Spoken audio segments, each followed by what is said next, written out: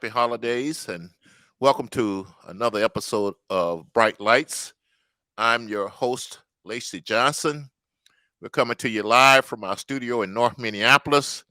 And as always, it's another blessed day in the hood. We got a very special treat episode for you. You might not think it's a treat, but I call it flipping the script. Instead of me interviewing a guest, I am going to be the interviewee tonight and find out, Lacy, where did you come from and what motivated you and who's the wind under your wings and things like that. So Lacy Johnson, welcome to Bright Lights, and Thank you, Frank. welcome to the studio. I'm excited to have you here today, and flip the script and get everyone to know the Lacy that I've grown to know over the last few years. And so, welcome, Lacy Johnson, businessman, entrepreneur, father, husband, grandfather, faithful servant to the Lord. Boy, you got a lot of titles underneath your hat, don't you? Yes, but their titles, and the most important one I think is just servant, Frank, and I think that's the greatest thing you can be, and I think it's hard to, well, it's impossible to be a great leader without being a great servant. So That's I true. take that That's with true. I take pride in that. Of course, my wonderful wife, my two sons, and the joy of my life, my heart, my young grandson Aiden. So if a life lesson came across me or my heart or whatever, I read something or saw something, I just automatically adopted it.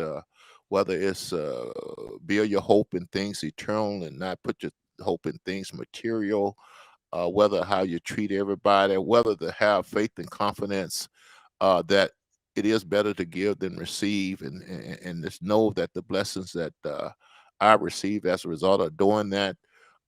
Thinking about times when it was challenging, even as an adult, it became challenging because you're going to get challenged on your beliefs and your faith. And to be honest, when you're young, I mean, when I got to college, I was there to sow some wild oats and things like that, and So and as go ahead. you kind of grew up in the South when maybe times when it was a little bit more stressful in especially with some of the divide that was going on back then, not to the degree it is today. But how was that with maybe with with Martin Luther King and growing up down there? Tell me about how that impacted you and in your community, and then transitioning from the small community to university, and what was that like for you? Well, yeah. Well, first of all, I I've never done stress in my life. I've never done fear in my life. I've never done worry in my life, and maybe because of some of those type of things. So that's the first thing. And then the second thing, and I tell everybody this, and they find it hard to believe, even though I grew up down south, Jim Crow South, during the civil rights era, and then let me put it this way: uh, there were uh, child talk, and there was adult worldly talk, and the child environment that I grew up in was mainly adults teaching me how to be the best person I can be, how to deal with the world and the challenges, and how to just process what was going on. So, on the one hand, I had those close to me, really putting in perspective what I was seeing in the civil rights movement and what was going on as far as the riots and things like that. And I think I've been blessed because, once again, being Christians, they did not exhibit any hate or fear or anything either.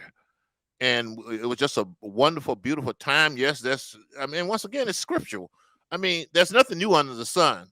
And that's how the adults taught me when I was growing up. So I really didn't experience any of that. I just had a great time. I know that, and once again, I grew up in a segregated neighborhood and went to segregated school. But that didn't matter to me. All I knew is that I was surrounded by a lot of smart people, a lot of hardworking people, a lot of great people, and I was happy with where I was. So I never really paid much attention to that. But once again, uh, probably counter to the stereotype, never had any issue with any white person or any racial issue whatsoever, personally myself, during the whole time. And I tell people, even growing up down south, to this day, I have not heard the N word come out of a white person's mouth down south. I've heard it in Minnesota. I've heard it in Boston. I've heard it in Rhode Island. And I've got nothing but respect. In fact, I even go even further. I've never even seen a white person disrespect a black person where I grew up at. But now it's Natchez, and if you go do some research on Natchez, Mississippi, it got a unique kind of history, though. So that never bothered me. We were always confident in what we were doing. We always knew we were good at what we did. And to this day, what other people thought, I didn't care what white folks thought or anybody thought. We knew who we were. And So how was that transition from a small town to University of Minnesota? well, it was a smooth transition. Actually, I had come up to Minneapolis during the summer after my sophomore year in high school. But, you know, it's kind of like cooking and driving, Frank. I always knew I could do that even before I did it. And I always knew that I could adapt to any situation. So I was never intimidated. It's just another, when I came to Minnesota, went to a big city, even today, anywhere I go, I'm just going somewhere else. And there's nothing intimidated or anything about it. So it was a rather smooth transition. I think it helped that I had family up here, sisters. When I started at University of Minnesota, I had two sisters going there at the time. So it was just a smooth transition. And you have to understand, too, at that age, I'm looking to sail across the horizon to see the world and things like that. And that was all part of that kind of attitude. And I've always been blessed to think I could do anything I wanted to do. And I was just excited about coming here and getting it done. And our guest this evening is going to be Mr. James McDonald. Mr. McDonald is founder and CEO of Hercules Investment out of Los Angeles. He's also a fund manager at Hercules. He's a registered investment advisor. And he has also a mutual fund listed on NASDAQ that's publicly traded called NFL HX. That's NFL, as in National Football League, HX. Tell us a little bit about your background and how you ended up being such a great investor and investment manager at this stage, and what in your life was happened that would predict that? My journey, like a lot of people's journey, has had a lot of fits and starts and ups and downs. And getting where we are is certainly not easy. And so I think, part of the message that we have to communicate to anyone is to get where you want to go. You have to keep trying and keep trying and keep trying. And that persistence is something that has been a thread that's woven all my experiences together in life. I have to credit my parents. Parenting is very underrated. We learn and we know what is taught to us. My father was an extraordinarily persistent entrepreneur, and my mother was an extraordinarily persistent and devoted teacher of her children and mother. I have 4 brothers, and I'm the dumb athlete in my sibling class, and my brothers are all extraordinary. And I think it has to do with our parents. And I learned at a very early age from my father about work ethic. My older brother was a year older than me, and he had severe asthma. And I can remember there were times when he would wake up wheezing and coughing and at all times in the morning. And one particular time, I must have been 3 or 4 years old. I remember my brother was having an asthma attack, and it was the middle of the night. And what struck me is that when I woke up listening to my brother's wheezing, I saw the light on in my father's office. He was working at 3 or 4 in the morning. And that was the norm for me, to observe my father's work ethic, a tireless work ethic, consistent, persistent work ethic that was just unmatched. And that embedded in me what was supposed to be. And my mother was a devoted teacher. She taught me how to read. I was homeschooled through 6th grade. And, that foundation provided me with a great platform to go and pursue my goals, whether athletic or professional. I learned about the investment industry late relatively. we read about now teenagers and middle schoolers trading stocks. And I didn't even know what a stock was until I was probably a senior in high school and didn't have a command of it. But read a book about an entrepreneur, a guy named Reginald Brown. And I discovered that book because I had started a nonprofit, and one of our board members, Felicia Lopez Walker, her husband, was the author of that book, Blair Walker. And she said, hey, you should check out this book. And I read the book, and I had no idea that people could make hundreds of millions or even billions of dollars in any career. And it was important to me because, as persistent as my father was, he struggled a lot as an entrepreneur. And I saw him succeed and I saw him fail.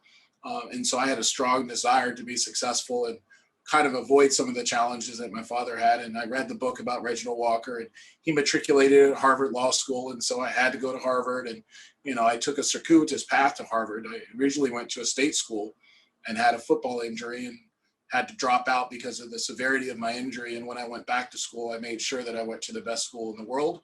That's what it was at that time, and probably still is.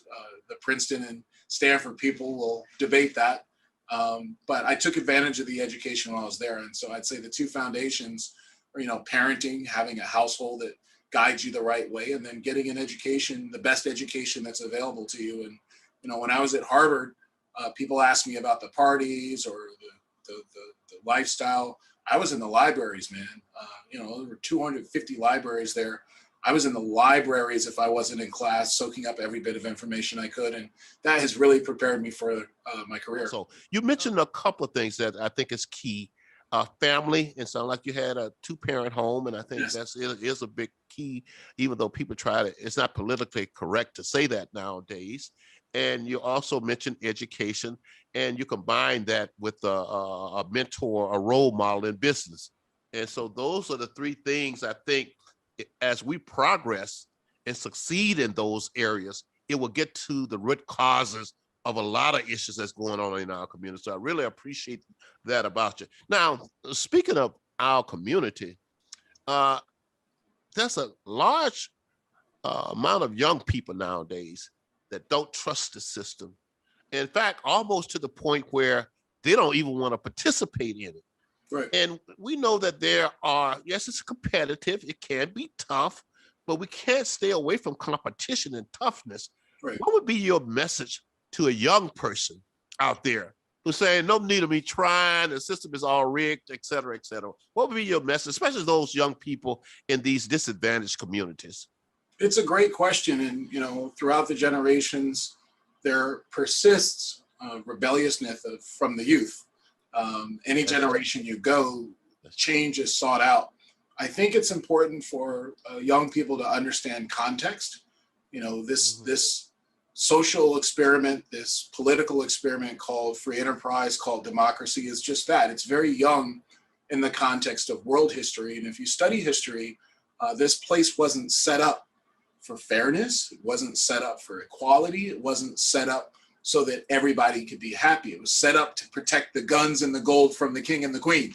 Yes. That's why we were set up. It was a revolution against the British Empire. And in that context, this country was established among principles of building your own wealth and building your own future, aside from your bloodlines, aside from control from a monarchy.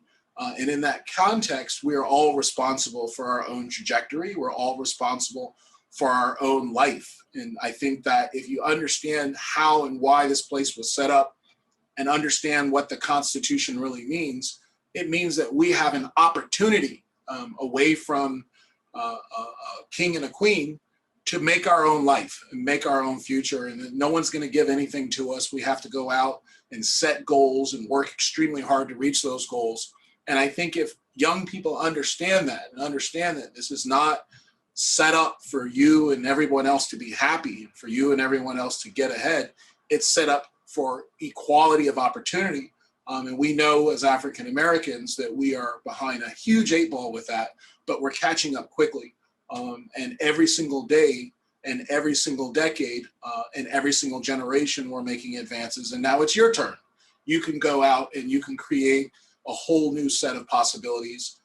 Unfortunately, many of the ills of society and many of the ills of politics have been overcome. not just for African Americans, for people, for women, and for people from other minority groups, including those that have different lifestyle preferences. If you think about where we are today compared to where we were 20, 30, 40, 50 years ago, the opportunity for you is humongous, and there should be no excuses as to why you can't set your goals and go reach them.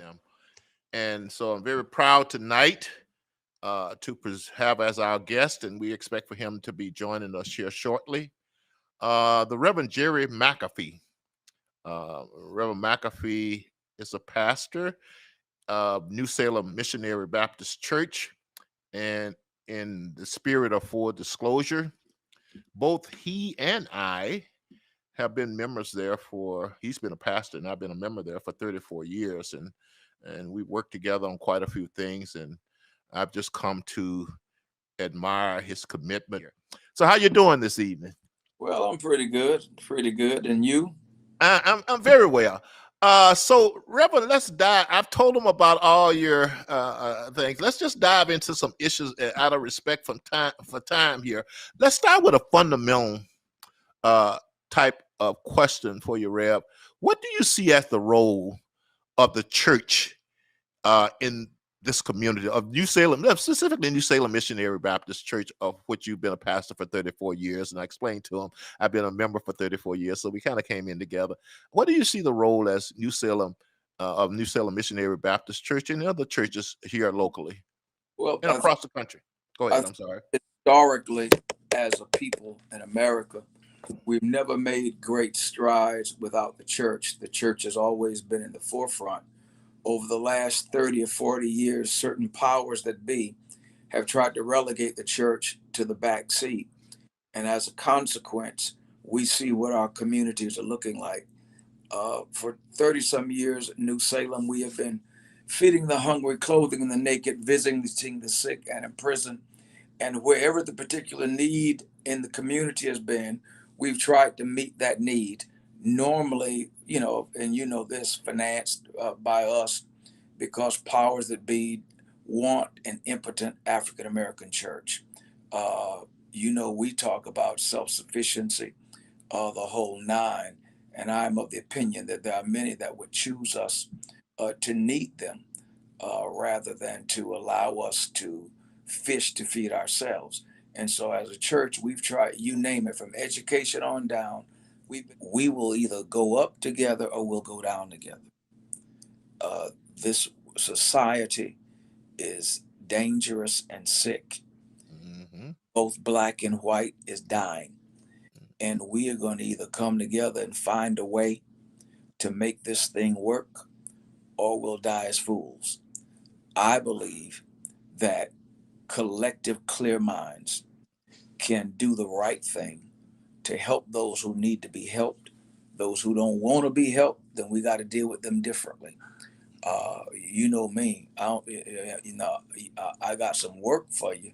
I don't have no welfare for you. I got some work because it builds esteem. Solomon says, "In all of thy getting, get an understanding." And I think we would do well to do that and do what Isaiah said. Come now, brethren, let us reason together. Well, hey, welcome, Jamil, Mr. Jamil Ford, ladies and gentlemen. How you doing, young man?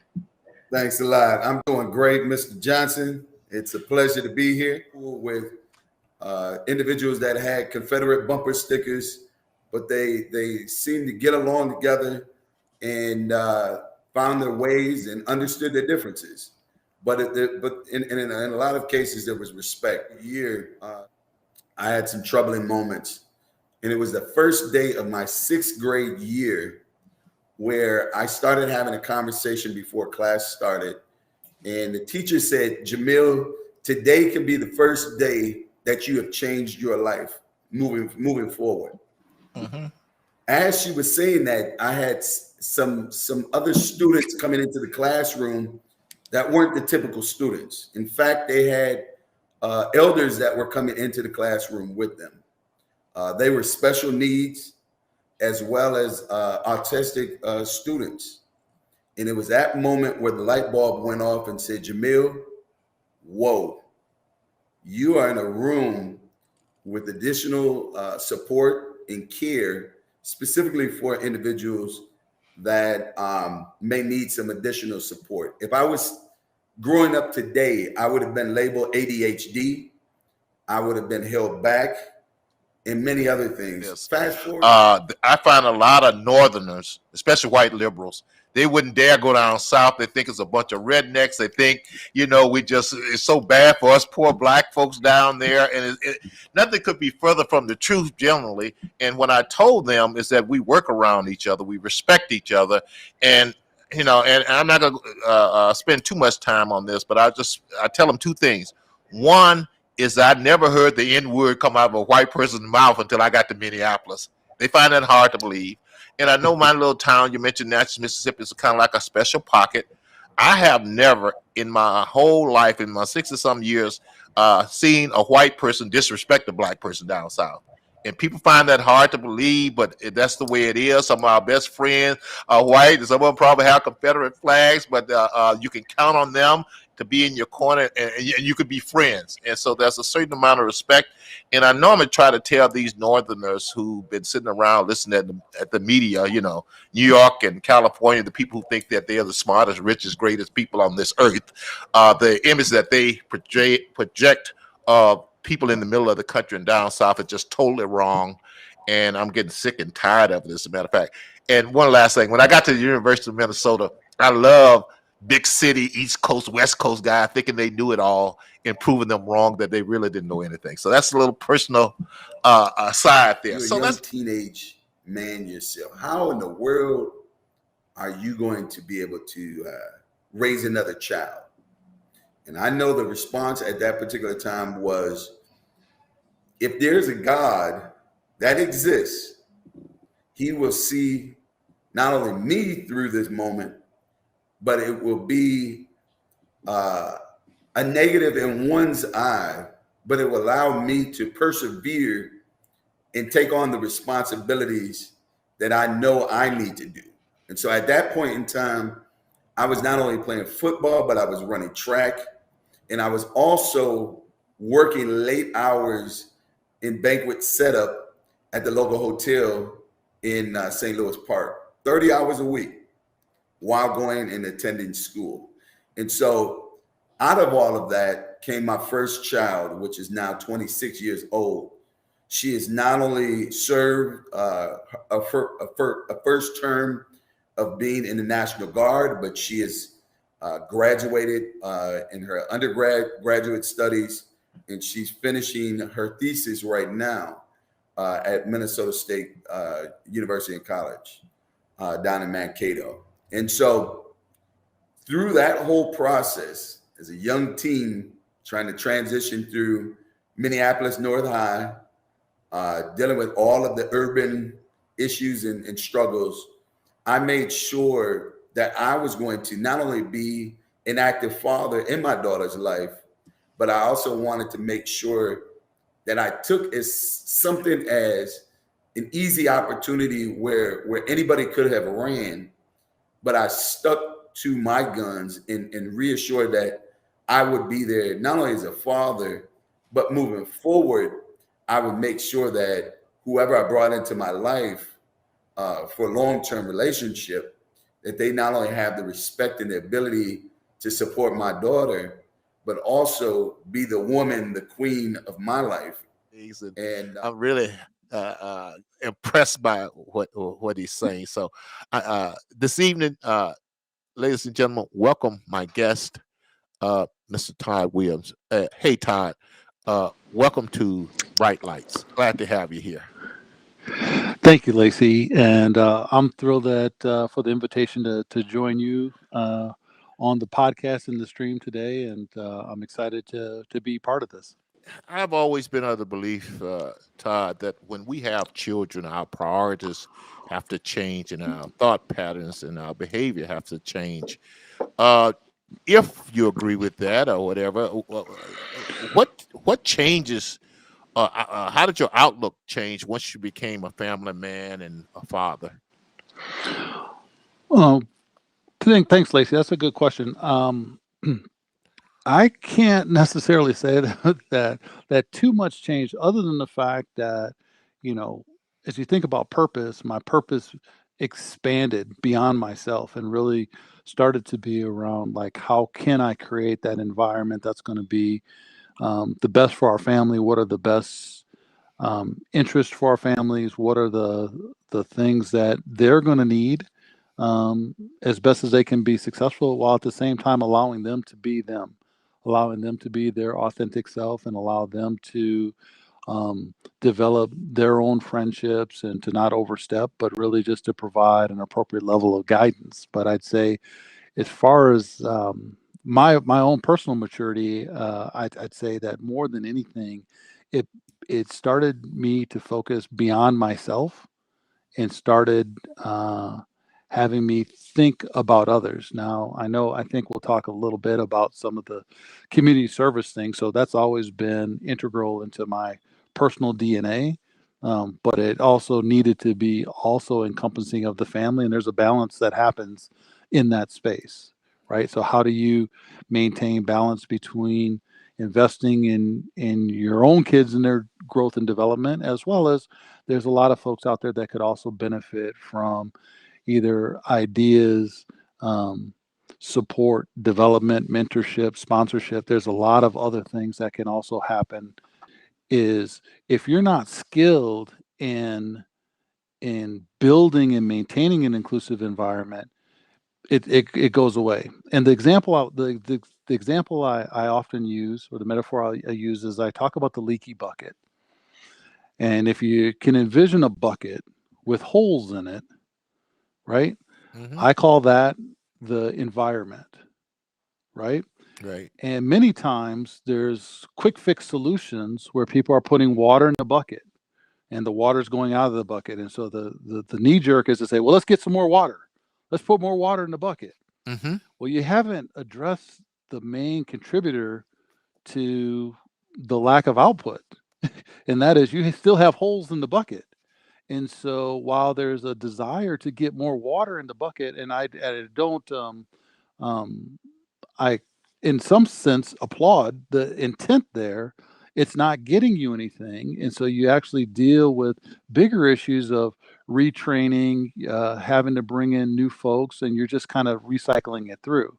Now, if that exists or persists long enough, the challenge then becomes people say, well, this isn't working. Let's not do this. Diversity is not a thing. And it's more a function of we haven't addressed the systemic issues that allow for the attrition to happen faster than the intake. Like there's all these other components. And so we try to help people understand, number one, the difference between the two. Right. And then to really focus on saying, how do you create an environment where everyone thrives? This isn't just about marginalized communities thriving. This is about everyone in the workspace being their authentic self and to thrive at the same time. So, as an entrepreneur, because this is a part of the solution, that we gotta become engaged in the free enterprise, starting up businesses, the competition, and it's tough. But entrepreneurship can be a very challenging road to go down. And what are some of the challenges uh, that you've come across, and did you anticipate them, and how did you respond to them, Todd, in starting up your business? Yeah, great question. So, Lacy, I've been unbelievably fortunate. And so I'd be remiss if I didn't acknowledge that first and foremost. Not only have I found myself in a place where I get to do something I love day in and day out, which I think is the fuel for the entrepreneur, but I've been thoroughly blessed with a team of folks that work with me to make systemic change and to understand um, uh, not just my vision, but their role in creating their vision. And I have folks that work with me that I'm just as invested in their success as they are in mine, and it works, I believe, because of that relationship that I have with the folks that are working with me, and because of that, some of the headwinds that we may have encountered as an entrepreneur, I haven't met as much. Now there is the things that you don't anticipate, whether that's as a small business, um, um, the administrative pieces and the Yeah. components, and there's a lot of certifications that we have as a minority owned business. There's components that we have to be compliant on. I'll give you an example.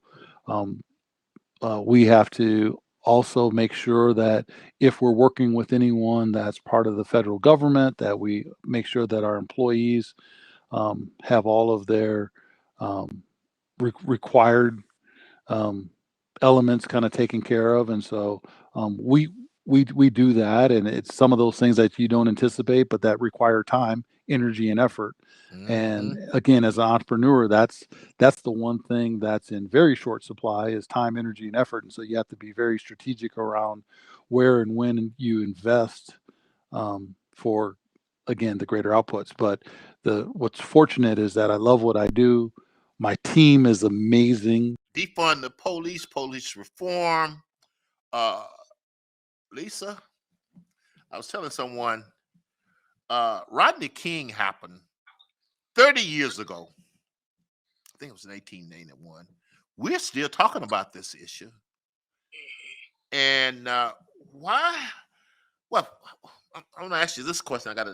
I think I got a tough follow up. Why have we been struggling so long, in your opinion, based on your experience and your knowledge? Because the public, yeah. Anyway, why has it taken so long to solve that issue?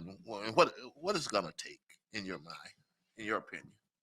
I think for us, when I say us, I mean the African American community, we tend to backseat quarterback how things should be done, but we don't join in. And I'll give you this example. We act like our young Black children can't learn unless they have Black teachers. But we keep forgetting we're Black and we teach our children. So I graduated. I have a bachelor's degree. A majority of my teachers were white.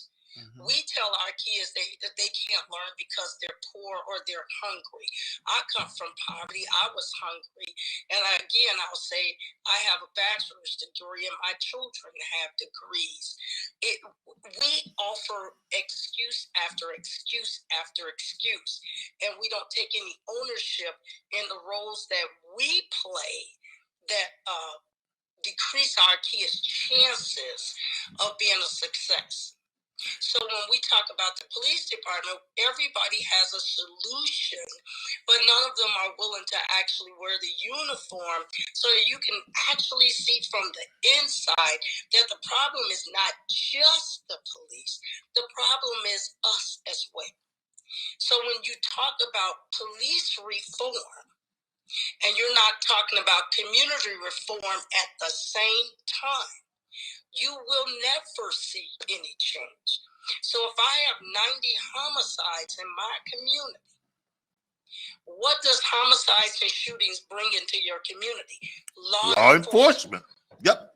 If I have 500 carjackings and they're carjacking in Bloomington and Edina and Eden Prairie, but they're leading the police on a chase into North Minneapolis, the police weren't there. You brought them there. Right. So we don't accept that.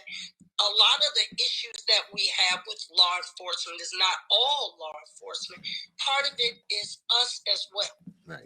So if we're not trying to reform in our community, get the resources that we need to have in our community, reform in the police department is never going to be seen on the level that we would like to see it.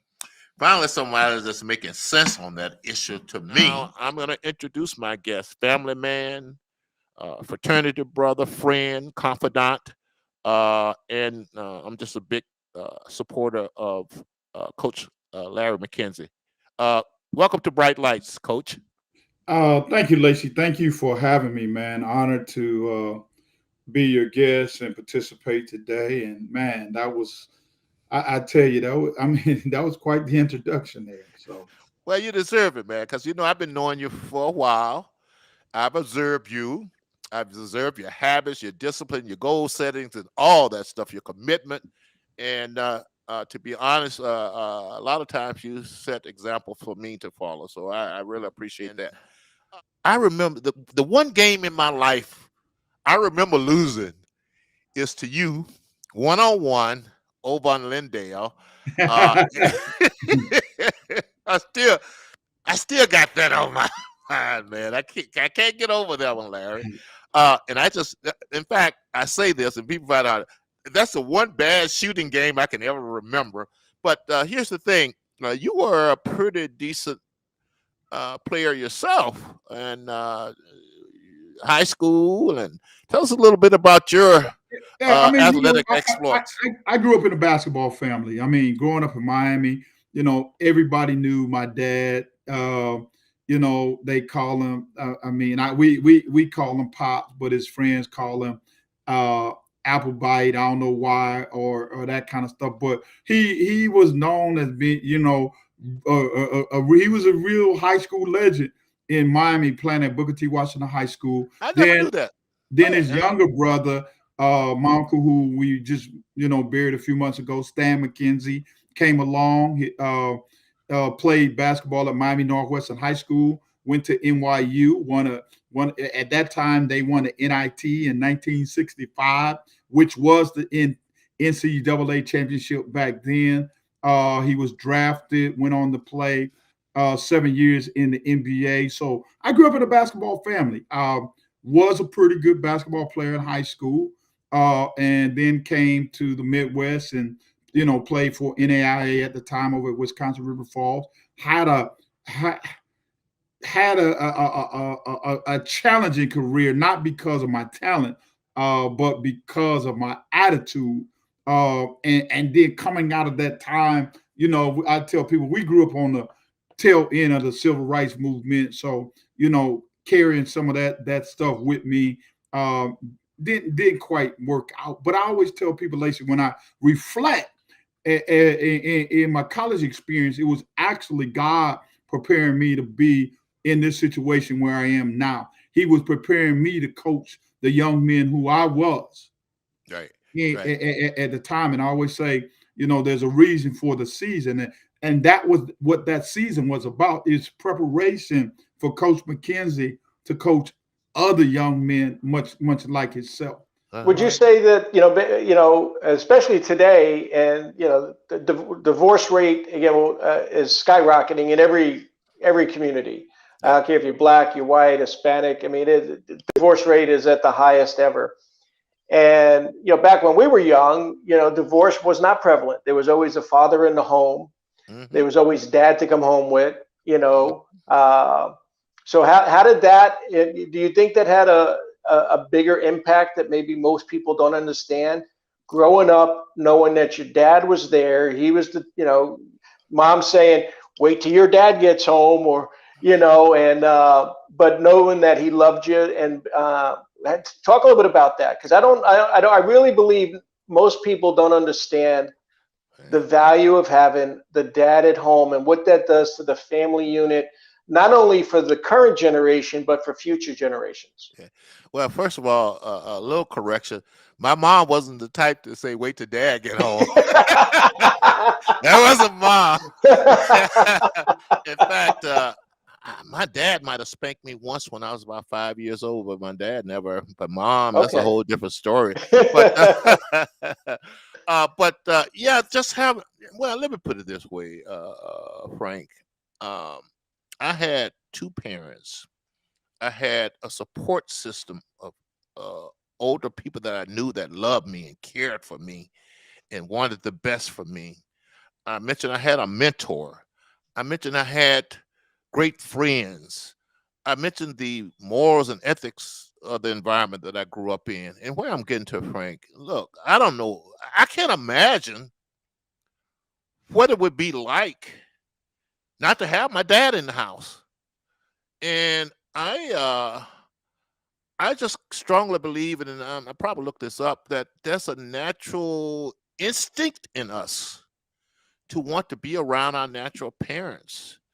And so I just can't imagine between having your both parents in your house, the support system, the faith part of it. I grew up a Catholic. I'm a non-denominational Christian now. And my kids, we went to school. We went to Sunday school on Sunday, went to church. I had a men's Bible study. It wasn't as prevalent as, I'd go to Ash Wednesday. We go to, Mass on Sundays. What was it for you growing up? And what was God to you if you had to reflect on growing up with God in your heart? What would be a word that you would associate with that? Someone who looked over and after me, and I don't want to get overly dramatic, but I just always felt an angel was walking with me when I was growing up, and that's gives you a certain confidence in life. And I grew up around very spiritual people, and I could tell some stories. These are very spiritual people. It sounds to me like those are elements of your foundation, the building blocks that help Lacy become who Lacy is today. Would that be accurate?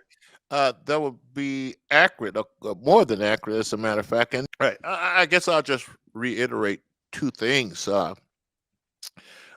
There's nothing new under the sun. And the reason some people are successful, in my opinion, some aren't, is we bring a different perspective, we bring a different attitude, and we react differently. And we're just tenacious about what we're doing, and we don't give up. And we don't blame other people for our situation. We don't blame history. We look at ourselves, and the way I put it, we need to spend more time looking in the mirror, because I can honestly say that at this point in my life, any issues that I had that was long-term and negative, it's because of something I didn't do. And I think if we all took that responsibility, it would help. The other thing is that just the solutions. I'm about helping people and changing our communities. And I'm not about band-aid type quick fixes. I think ultimately that in these communities, that like the one I live in, that we're going to have to start our own businesses and create our own wealth and generational wealth. I think we're going to have to start making sure we have quality education in these communities. Well, when our children graduate from high school, they're reading at high school level, they're comprehending at high school level, and reading in math and science, and that they value education to the point that they go on to post-secondary, and they look at that as a key to providing for themselves and their family. I think we need to really, really understand from a societal, cultural level that the family is the basic building block of any society. And I hope I'm wrong, but all these issues we're seeing, we're throwing money at and coming up with these programs, they would never, ever, ever replace a two-parent family, whether you love and provide protection and support for our children. In fact, if I had to say anything, is that I think we've gotten to the point as adults. There's no such a thing as youth problem. It's just adults that's the issue. We're not doing our job. So it's just focus on family and doing our jobs and raising our children well. And then just finally just living a life of faith, something you can fall back on, a moral compass, something that takes the uh, focus off of yourself and you being the center of the universe, and understand that there's something bigger and better out there. And there is such things like karma and things like that. You kind of reap what you sow. And I think those are the things that I would leave